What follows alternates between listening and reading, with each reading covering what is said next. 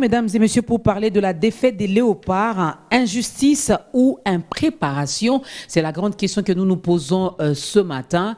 Il y en a qui ont pleuré. On nous parle même de certaines personnes qui ont perdu leur vie à cause de cette défaite. Il y en a également qui se sont réjouis par rapport au budget. Si jamais les Léopards allaient à la Coupe du Monde, vraiment, mbongo et bim. Babi chance mbongo et bimité. Bon, nous on en parle. Est-ce qu'il y a eu injustice? On n'avait que faire du climat du Qatar, donc on s'en fout, hein, on reste chez nous. On reste chez nous. Ouais. C'est des digressions, effectivement, mais le problème est réel. On avait mis tellement de l'espoir, et puis du jour au lendemain, tout s'est envolé. Finalement, on revient à la case départ pour nous demander, est-ce que c'était l'impréparation? Qu'est-ce qui s'est passé? Patrick Osoba, je le vois tout excité là. Hein? Ouais, ce qui s'est passé, c'est qu'il y a des gens qui sont là pour travailler pour la République. Je parle du ministère, des gens qui sont au ministère des Sports, les gens qui sont au niveau de la FECOFA, y compris les coachs, comme patrons du staff technique. Tous n'ont pas bien fait leur job, n'ont pas fait le travail. Il y a que les gens qui n'ont pas fait le travail, mais les gens... Ce n'est pas la raison, mais ils jouent seulement s'il y a les ministres. Ça fait partie de ce qui a contribué pour cette déroute des Léopards. Parce que dans un pays sérieux, tout doit être bien organisé, doit être bien fait en amont pour que nos Léopards puissent quand même bien jouer. À part ça, sur le plan, ça c'est par rapport à la forme. Si on doit parler également du fond, je peux dire que le coach nous a sorti un classement inédit qu'il lui-même a inventé le jour même du match, parce qu'ici on a joué à 4-4 à Lausanne, je ne sais pas qu'est-ce qui a changé, pour qu'on se pose la question, est-ce qu'il a été corrompu par les Marocains ou quoi? Parce qu'on ne peut pas comprendre qu'un entraîneur qui est là depuis quelques mois, 10 mois je pense, avec un schéma tactique, avec un système de jeu clair qu'on voyait tous, les jours les matchs les plus difficiles, non, il va basculer à 5-2-3, ou je ne sais pas moi si c'était 3-4-3, et puis les joueurs n'étaient pas en mesure de répondre à ces systèmes parce qu'ils découvraient pour la toute première fois déjà à l'arrivée. Je regarde la tête de Stone. Quel est votre avis, Grévy Tamboué? On voyait tout ça arriver parce que les mêmes causes produisant les mêmes effets, mais c'est après, au lendemain, qu'on se dit « Ah tiens, on aurait dû » et tout ça. Merci d'abord pour l'invitation. Je ne serai pas très sévère comme mon ami Osomba. J'aimerais bien être honnête. Je pense que ce n'est pas une question, comme vous avez dit, la désillusion, l'injustice. Non, ce n'est pas question de ça. Ici, c'est une question des marges. On doit être honnête. Entre la RDC et le Maroc, une petite anecdote, même géographiquement, le Maroc se trouve si proche du Qatar qu'est la République démocratique du Congo. Oui, ouais. Ben, le Maroc aussi, de toute façon, en taux de participation et tout, le Maroc participerait mieux. Il paierait, ce ne seraient pas les députés à qui on paierait le transport et tout. Ok. Bien évidemment. Mais c'est ça qui fait qu'on ne joue pas avec eux. Là, on aurait dû déjà déclarer forfait. Sachant tout ça. Géographiquement, anecdotiquement, je disais, c'est le Maroc qui est si proche de la République démocratique et plutôt du Qatar, qui est la RDC. Mais si nous rentrons maintenant dans le fond, dans la qualité, ce que les deux nations représentent aujourd'hui en termes de football, en tout cas, il y a une énorme différence entre ces deux nations. Donc, je vois c'est quoi la différence? Je vois les Congolais s'agiter, dire, parler. Attendez. Laisse-le parler, Patrick. Je vois les Congolais s'agiter, parler d'une débâcle, d'une désillusion, comme si la RDC était au niveau du Maroc, comme si la RDC avait le même type de joueurs, comme si la RDC avait le même type d'entraîneur, Stone, tu entends comme ça, si la RDC avait le même type d'infrastructure comme le Maroc. Vous attendez, madame, hier je suis tombé sur un article, je lisais sur ce qui est arrivé au Maroc, à la sélection marocaine de football entre 2005 et 2015. À cet espace de 10 ans, le Maroc n'a connu que des désillusions, déceptions, débâcles. Et pendant cette période, les Marocains se sont mis au travail. Ils ont travaillé. Ils ont failli même organiser la CAN 2017, qu'ils avaient finalement déclinée à faute de... C'était Ebola. Virus Ebola. et ils ont été par la suite suspendus par la CAF et puis rétablis par les TAS. Et pendant cette période, si vous regardez, vous allez vous rendre compte que le Maroc s'est mis au travail. Le Maroc s'est organisé, que ce soit le football de club, que ce soit le football de leurs équipes nationales. Mais il faut souligner une chose, avec la sous-traitance RD congolaise. Bon, je n'en dis qu'on ne vient pas. Si nous portons main, oui, mais c'est le Maroc qui s'organise. Nous disposons à venir en aide aux Marocains pour leur développement. Non, même ça profite au Maroc. Je vais m'expliquer ça en congolais, puisque je vous laisse parler Grévy et puis je bien évidemment. Donc, si nous faisons l'assemblage de toutes ces choses, de toutes ces vérités, nous nous rendons compte que sur cette double confrontation, quand il y a eu tirage au sort, les Congolais honnêtes doivent se dire quand même, si nous passons, c'est un miracle. Et nous, on fait de trop finalement. C'est un problème on fait comme la grenouille qui se croyait plus grande que l'éléphant. Madame, pour ne pas monopoliser la parole, c'est aussi un problème de communication. C'est-à-dire, nous, Congolais, des fois, nous ne disons pas la vérité. Au moment de communiquer, on fait croire aux gens comme si on avait les niveaux du Maroc, comme si on avait pas les niveaux, comme si on dépassait. Oui, parce voilà. qu'on parle d'une débâcle lorsque vous êtes éliminé par une équipe qui vous est inférieure. Alors, communiquez mieux. Non, dites-nous le mot qui nous convient. C'est pourquoi je vous dis que déjà, on ne doit pas parler d'une débâcle. On ne doit pas parler d'une déception, et plutôt ni d'une désillusion. Pour moi, je pense que c'est une petite déception. C'est une nouvelle déception de la République démocratique du Congo qui n'a pas, qui est resté à son niveau dans cette double confrontation. Et qui ne fournit aucun effort. Patrick est revenu ici sur les aspects. Jouer, madame. Ils disent non, il faut les torchons, les serviettes vont attendre, mais finalement, nous, on ne comprend plus vraiment. On va prendre la pub, Baston, et tes apaisements, la pub, et puis voilà. Permettez-nous de passer cet avis de recherche parce que peut-être que ce gamin pourrait aussi être un de bons footballeurs dans les pays à besoin. Donc la famille Kabunga recherche son fils du nom de Bertin Kabunga Marthe, âgé de 6 ans. Il a quitté la maison familiale le jeudi 31 mars, c'était hier à 16h. Il portait un t-shirt vert avec une culotte bleue de nuit. Il est demandé à toute personne qui l'aurait aperçu de contacter la famille au 081 26 72 675 081 26 72 675 ou de se rendre à la résidence familiale 6 avenue Bikoro, numéro 12 Kindele, commune de Mongafoula, référence antenne située entre le village Maluku de l'Unikin et le home du cinquantenaire Prof Souka. Pour la famille, c'est le chef des travaux Michel Kakou, l'Unikin faculté des lettres. Donc, merci de nous rendre ces services au cas où. Alors, Stone, on a entendu des choses ici, n'est-ce pas, qu'on n'avait pas besoin de penser qu'on a été désillusionné et tout part du travail. On n'a pas été suffisamment préparé, sinon pas préparé. Et on n'a pas été sérieux. De toutes les façons, une sélection nationale n'a pas besoin d'une certaine préparation comme on le pense. Parce qu'il est censé de recruter le meilleur du moment, les joueurs qui sont actifs dans leur club. Et le coach, il suffira juste d'essayer de mettre sa philosophie à ces sélectionnés-là pour leur dire comment ils vont jouer. Et comme c'est des professionnels, puisqu'il n'y a pas eu de joueurs locaux, dans cette sélection, ce n'était pas un travail dur. On a parlé des entraînements.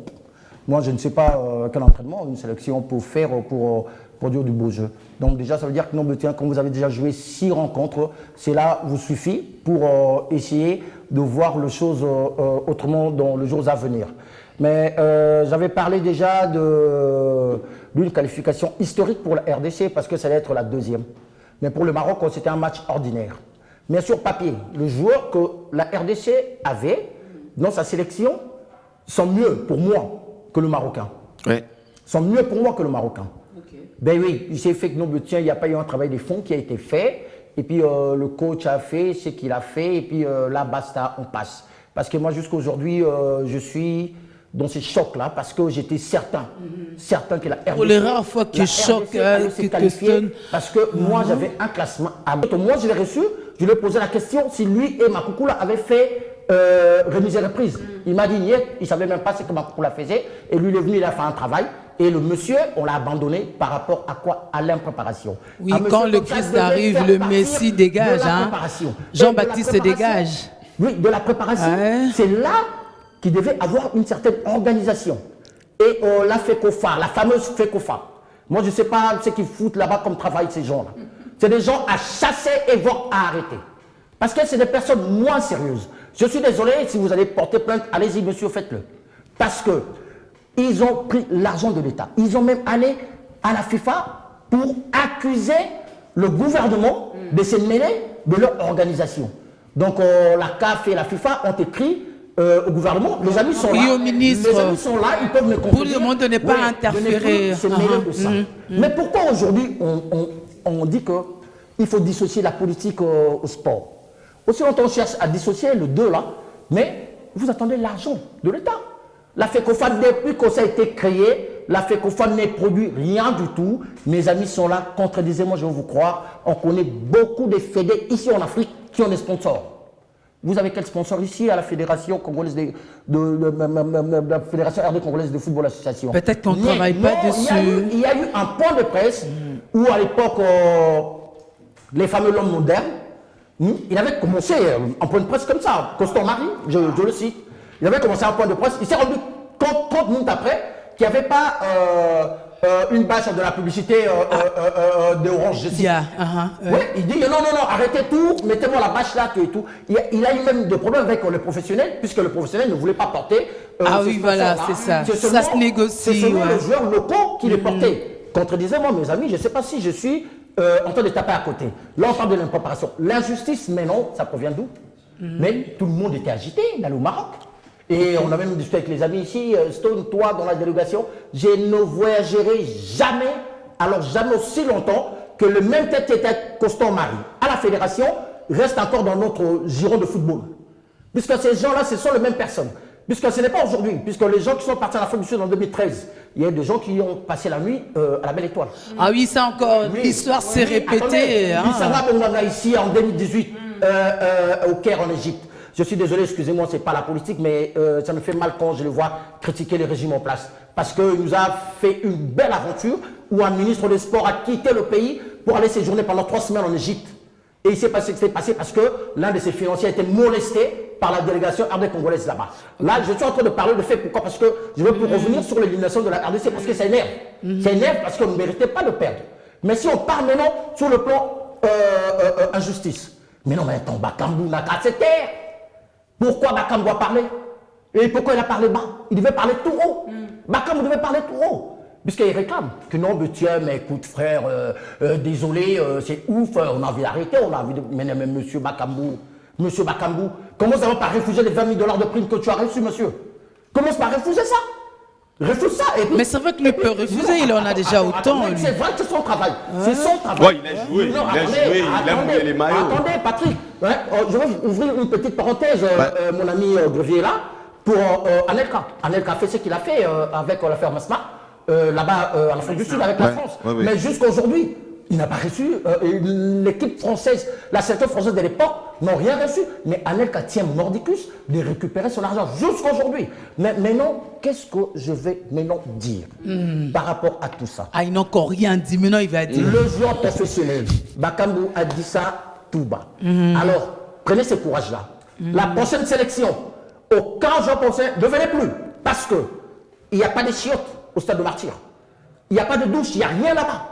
Bakambu a dit ça, et nous tous on le savait. C'est le seul stade qui a joué le barrage où on a vu que 25 000 personnes, où au-dessus il n'y avait rien parce qu'il n'y a pas de chaises. Un grand pays comme la RDC, on nous a vraiment laissé faire, c'était gentil. Il n'y a pas d'infrastructure, tout ça, mais on ne veut pas se comparer. Non, quelle honte, mon Dieu. On ne veut pas se comparer au Maroc, mais il faut dire que la RDC a beaucoup aidé, à commencer d'abord par le Cameroun. Vous avez la facilité de donner le coup de pouce aux autres, mais pas à vous-même. C'est anormal, ça. Ce n'est pas fini, madame. Ce n'est pas fini. Consommer ne s'arrête pas là. Il s'est brouillé avec Issa Yatou. Il va aller au Maroc, où il a une résidence. Il est allé au Maroc tout en étant l'un des vice-présidents de la FIFA et de la CAF. Et il est allé là-bas, il a signé un autre contrat avec la Fédération Royale Marocaine de Football Association. Mais attendez, donc ça veut dire que nous ici, chez nous, avec ces grands terrains qu'on a en tiré ici, on ne sait rien faire avec. Avec tous les financements de la FIFA et de la CAF, on ne sait rien faire avec. Et aujourd'hui, Bakambu a pleuré que non, on n'a même pas un centre.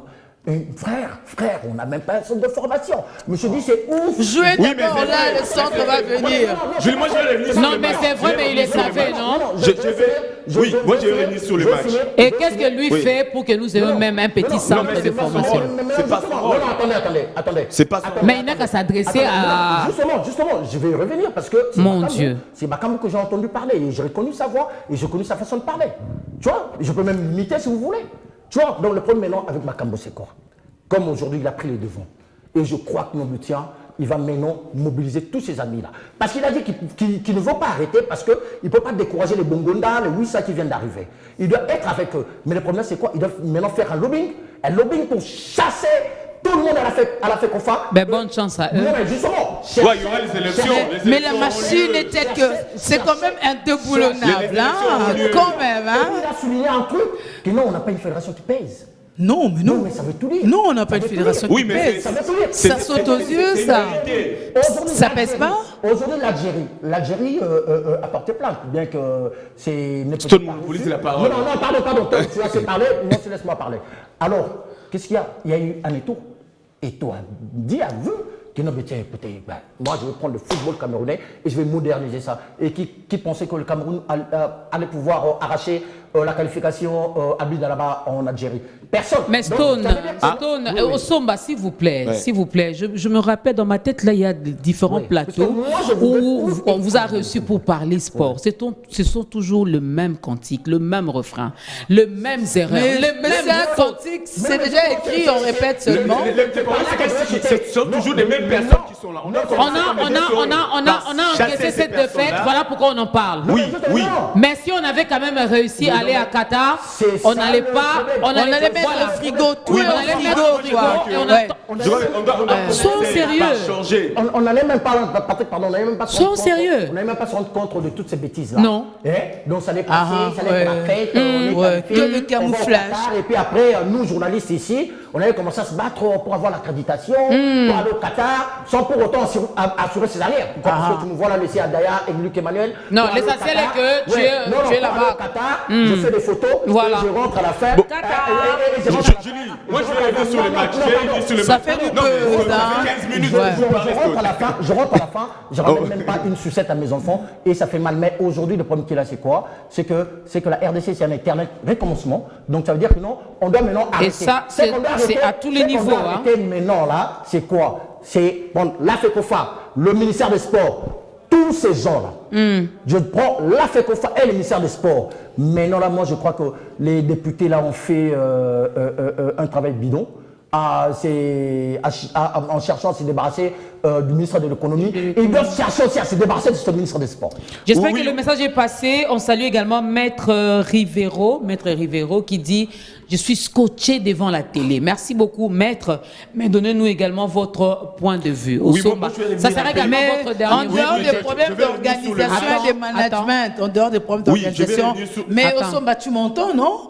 En dehors des problèmes d'organisation et de management du staff technique et du ministère de tutelle, la performance, entre guillemets, vitesse sur le terrain, était à des années-lumière à celle des Marocains. Et nous n'arrivions pas à produire du jeu, à construire des actions placées. Yves Zembele à Mangafula, il t'a rejoint, Grévy. Oui. Oui, Jules, mais c'est moi pas je loin crois de Stone non plus. On avait la possibilité de rivaliser, contrairement à ce que disait tout à l'heure Grévy Tambo. Et la preuve en est ici au Stade des Martyrs, on a rivalisé, on a fait les jeux et on avait même dominé les Maroc. Même si à l'arrivée c'était un but partout parce qu'on avait un peu baissé le pied, levé les pieds plus tôt à la seconde période. Donc je crois par rapport aux joueurs, par rapport aux infrastructures, là il n'y a pas de souci, mais ce n'est pas toujours le. Comment ça il n'y a pas de souci? Il y a des infrastructures, il n'y a pas de souci. Mais aussi un bon Congolais dit il n'y a pas de souci.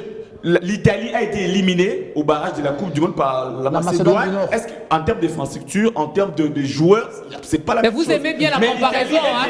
Ça c'est pour dire que nous restons tels que nous sommes, parce que l'Italie pour gagner match, vous ne devrez nécessairement pas avoir de grandes infrastructures ou de plus belles infrastructures que les autres. Gagner match, c'est possible. On a vu par exemple la CAN avec Hervé Renard en 2013, la Zambie remporter la CAN, la Coupe d'Afrique des Nations, face à la Côte d'Ivoire. La Côte d'Ivoire, Yaya Touré, Dieu Drogba et tout. Lorsque Grévy me parle du joueur, on n'a pas les joueurs et tout, je me pose la question, quel joueur? Saïs par exemple, le capitaine marocain, joue à Watford avec Edo Kaimbi qui était également sur le terrain. Donc je me dis, les problèmes, c'est pas ces niveaux-là. Les problèmes, mais Edo a livré quel jeu sur le terrain? C'est par rapport à l'organisation. Au niveau de l'organisation, au niveau de la préparation, au niveau de la formation, il y a à boire et à manger. Parce que le problème avec nous, c'est que on est éliminé la prochaine Coupe du Monde. Bon, la prochaine Coupe du Monde, c'est en 2022. La Coupe du Monde qui va suivre, ça sera en 2026. On va s'endormir pour se réveiller en 2025. Et puis, c'est dit non, la Coupe du Monde, la qualification, c'est dans 2 mois, dans 3 mois. Et pourtant, les Black Stars du Ghana, par exemple, les André Ayou, ce sont 2 joueurs qui jouent ensemble depuis les U17, les U19, les U23. C'est-à-dire, chez nous, il n'y a pas la préparation, il n'y a pas une politique sportive à long terme pour aller représenter, n'est-ce pas, les pays à la Coupe du Monde. Donc je me dis, par rapport à cette désillusion, on doit parler de la désillusion parce que certes, même si les Maroc devraient nous battre, pas de cette façon, pas de cette manière-là quand même. On était étouffés dans l'œuf, ils nous ont baladé de la tête aux épaules. Donc je me dis, non, c'est pourquoi c'est normal qu'on parle de la désillusion, de la débat. Alors Grévy, nous avons été... pas de perdre Grévy, nous avons été l'équipe la plus faible de ces barrages. Avoir le score fleuve, c'était quand même honteux. Ça, il faut se le dire. On est vraiment à la traîne. Est-ce qu'on ne peut pas avoir le courage aujourd'hui, RDC, le Kamakas, de dire, qu'on a de suspendre nous? Préparons-nous, travaillons. Renforcer la paix, mais discipline, prenons le courage, ma foi. C'est là même la vérité, c'est là même l'honnêteté, madame. Vous venez de le dire.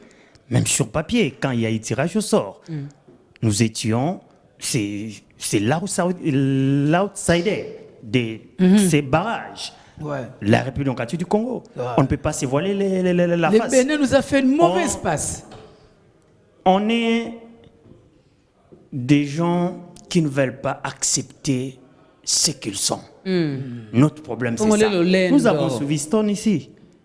Il n'a fait que dire autrement ce que moi j'ai dit. Tout à fait. Ce que moi j'ai résumé. Et lui, il est rentré un peu dans les placards pour ressusciter. Oui, il a même cité le nom. Tout ça. C'est ça. Parce que c'est énervant, ça. Ah ouais.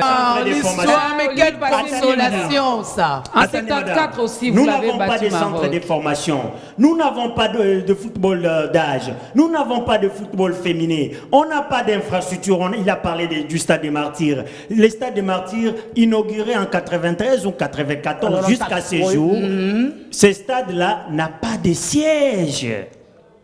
Vous imaginez? Nous sommes en République démocratique du Congo. Un stade de 80 000 places. On ne sait pas remplir ces stades-là de sièges. Et jusqu'aujourd'hui, vous voulez parler d'une qualification face au Maroc. Allez au Maroc, il y a combien de stades de football? Allez au Maroc. Non, au Sombadi, ce n'est pas question d'infrastructure. Il me cite CIS, il me cite tout ça. Le Maroc a Hakimi. Le meilleur joueur marocain aujourd'hui, il joue au Paris Saint-Germain. Vous avez quel joueur? Bakambu? Vous avez quel joueur? Bongonda, c'est Genk. Genk, c'est quoi? C'est en Belgique. Non, la Belgique, c'est quoi? Non, mais, mais Bakambu, jusqu'ici, il entre à la 89e minute pour marquer son but. Quand Marseille part en il vient à la 89e minute pour marquer son but. Il ne joue pas 100 minutes. Marseille évolue à Ligue Europa. Il ne fait pas 100 minutes, Bakambu. C'est pas la Ligue des Champions. Vous avez un joueur qui évolue en Ligue des Champions. Il ne fait pas 100 minutes. Dans votre sélection là-bas, il y a un joueur qui évolue en Ligue des Champions? Chancel Mbemba avec l'FC Porto, il a déjà éliminé. Moi, je parle Grévy. Voilà. Mais les gars, on va vous arracher la parole. Dernier mot pour donner à la dame. On se rend compte qu'avec vous et le football, il y aura toujours des problèmes. Bref, madame, je vais dire, il n'y a pas de problème d'injustice, parce qu'il n'y a pas d'injustice dans cette double confrontation, mais plutôt la RDC se surestime. La RDC est à son niveau. Pour moi, je dirais, oui, c'est mérité cette élimination. Ce que nous devons faire, nous ne sommes pas loin d'une Coupe du Monde. Aujourd'hui, avec l'audace, avec seulement de l'audace. Parce que quand Patrick disait on a des joueurs, on a tout ça, moi j'ai dit, comme on dit à Lingala, hein, le problème c'est que quand on regarde le Maroc, on dit n'a pas signé. Les Congolais, c'est ça. Biso chance et léopard. Voilà les gars, on va donner la parole à Victor, on va être sympa, on va être sympa. On va être sympa pour donner la parole à une dame. Ça sera un peu plus conciliant, n'est-ce pas? 5 secondes. Imani, je vous présente Bibiche Claude Capia, elle est de l'association humanitaire. Elle s'occupe de l'humanitaire, c'est une Congolaise là, ça marche un qui tout petit s'occupe peu. de, oui, ça marche, mais il y a quand même quelques soucis lorsque on rentre chez soi et qu'on trouve des autorités locales qui continuent à mettre des bâtons dans les roues, un peu comme à la Fédé. Il y a commission.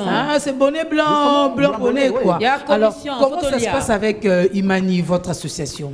Alors, je suis bien contente d'être là, d'être reçue sur ce plateau. C'est vraiment un grand plaisir pour moi. Et le fait que je suis là et que je suis suivie aussi par les Congolais et les autorités congolaises, je pense que le message sera passé.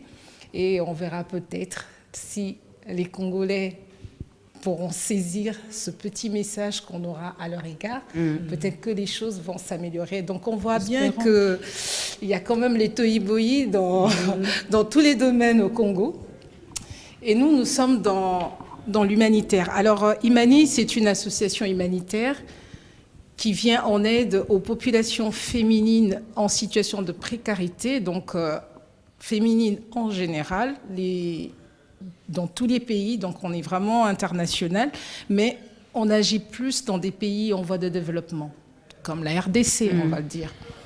Alors nous travaillons sur 4 axes d'intervention: la santé, l'éducation, la culture et l'environnement.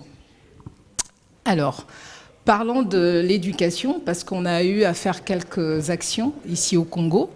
On a parrainé quelques enfants, donc on a fait un don en kit scolaire à l'école Saint-Cassien de Bandalungwa.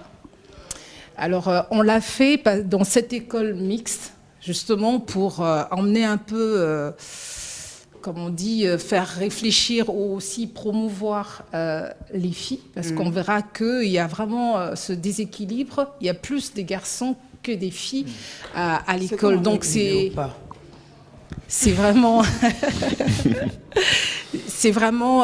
l'éducation, comme on dit, plus on est éduqué, plus les choses vont aussi aller de l'avant. L'éducation aussi on va dire, des pays vend aussi l'image du pays, donc comme nos footballeurs qui sont allés nous représenter au Maroc, ou qui devaient normalement nous représenter au Qatar. Et on va voir que, quelque part, tout ce qui s'est passé dans cette action de football, ça a aussi vendu l'image des Congolais. Donc, on a été jugés, on a vendu, au fait, l'image de notre pays et on l'a très, très mal vendu. Parce que voir ce qui s'est passé, je pense qu'on a été vraiment jugés par notre façon d'être. On n'a fait que traduire la façon d'être des Congolais. Donc, quand déjà le pays à l'intérieur va très mal, je ne vois pas ce qu'on pourra faire à l'extérieur. Donc, on ne peut que vendre ce qu'on a. On ne peut que donner ce qu'on a. Donc, voilà. Pour revenir sur le vif du sujet, donc voilà, je disais qu'on travaillait sur ces 4 axes d'intervention. C'est pour promouvoir la femme. La femme, bien qu'aujourd'hui on peut parler de l'émancipation de la femme, on peut parler de l'égalité entre hommes et femmes, c'est vrai que c'est un sujet, c'est un point qui est très très mal perçu, parce que dans la tête de plusieurs femmes, quand on parle de l'émancipation de la femme et quand on parle de l'égalité des sexes, beaucoup pensent que la femme va être l'homme. Ce n'est pas ça. La femme a sa place, l'homme également, il a sa place. La femme a un rôle à jouer dans tout ce qui est développement de société. La société ne va pas se développer qu'avec les hommes. Nous sommes en train de le voir. Aujourd'hui, si peut-être on pouvait promouvoir l'équipe féminine, peut-être qu'on aura des bons résultats par rapport aux hommes. Parce que je pense que la femme de nature a aussi des qualités qui sont, je vais dire, innées. La femme a de l'attention, la femme, elle a de l'organisation, elle fait pour ne pas dire qu'elle fait tout bien, mais elle fait beaucoup mieux que l'homme. L'homme a son rôle, c'est vrai. Quand on regarde l'homme, on pense aux muscles, on pense que tout ce qui est fort, c'est l'homme qui doit le faire. Mais aujourd'hui, quand nous voyons des femmes être des routières, on va le dire comme ça, je vis en France, je vois des femmes, elles sont garagistes, elles conduisent des camions, donc on parle de poids lourds, elles sont dépanneuses et tout. Donc, quelque part, donnons la chance à la femme aussi. Ne sous-estimons pas la femme. Ne voyons pas que la femme, c'est ce côté faible. La femme, elle a des compétences, elle a du potentiel qu'elle peut donner. On n'est pas égal aux hommes. Tout simplement, on a une place dans cette société. Donnons-nous la place, laissons-nous travailler et ensuite, vous allez nous juger. Ne nous jugez pas avant de nous mettre en action. Et c'est donc quoi votre plaidoyer maintenant auprès des autorités? Alors, ce que je vais dire pour les autorités congolaises, je suis désolée de le dire. Je sais que beaucoup de personnes le disent. Le Congolais, il se plaint, mais le Congolais ne rentre pas en action. Moi, je pense que si les autorités que nous avons aujourd'hui, les autorités qui nous dirigent, je pense que nous avons ces autorités-là parce que nous sommes comme elles. Si le Congolais pouvait se plaindre et entrer en action, tout ce qui se passe avec nos autorités, je pense que ça ne va pas se faire. Il y a l'impunité dans ce pays. Et non seulement dire qu'on peut beau prier, le Congo, c'est un pays qui, on peut même dire, ce sont des proches de Dieu. Je suis désolée de le dire, je suis chrétienne, j'aime beaucoup le Seigneur, mais je n'oublie pas que Dieu m'a donné des talents, il m'a donné des compétences, je dois le mettre en œuvre pour aussi être béni. Et la manne ne tombera plus, c'est à l'époque d'Israël. La manne ne continue plus. Il faut travailler. Justement, en travaillant, ça nous permet de démontrer aux gens que nous avons un Dieu qui agit. Parce que nous agissons aussi. Donc, les autorités congolaises, essayez vraiment de penser à ce peuple. C'est vraiment, je ne sais pas, si on avait le pouvoir de changer les choses, si on pouvait faire quelque chose, c'est vraiment toucher le cœur de tout ce monde. Toucher un cœur, changer, penser à ce peuple. Vous avez chez vous un parc automobile rempli. Vous avez un congélateur blindé de la nourriture. Vous avez vos enfants qui vont dans les plus grandes écoles de la capitale. Ils ont une bonne instruction, mais les enfants les personnes que vous dirigez, ils ont quoi? Le Congolais, il mange comment? Ça fait de la peine. Et lorsque les gens ont pitié de leurs compatriotes, ils viennent de loin, ils veulent faire quelque chose, ça fait très mal d'avoir des autorités qui vous disent « moi d'abord ». Le pot de vin. Moi d'abord. Oui. Vous venez avec des projets, vous venez avec des idées pour qu'ensemble nous puissions bâtir ce beau pays. On va le dire comme ça parce que c'est un langage commun, on le gardera. Le pays, il est beau. Hein. En tout cas, le pays, il est beau. De ce beau pays, voilà, de ce beau pays, faisons quelque chose. Pourquoi nous voulons détruire ce pays, ce beau pays qu'on nous a donné, cet héritage qu'on nous a légué? Pourquoi? Mais la question est posée. Comment faire pour rapidement, vraiment c'est la fin, on a débordé de beaucoup de minutes. Il y a un numéro de contact, vous avez un bureau physique ici à Kinshasa? Alors on a une antenne ici au Congo, mais on travaille plus en France parce que c'est vraiment la maison mère, comme on dit.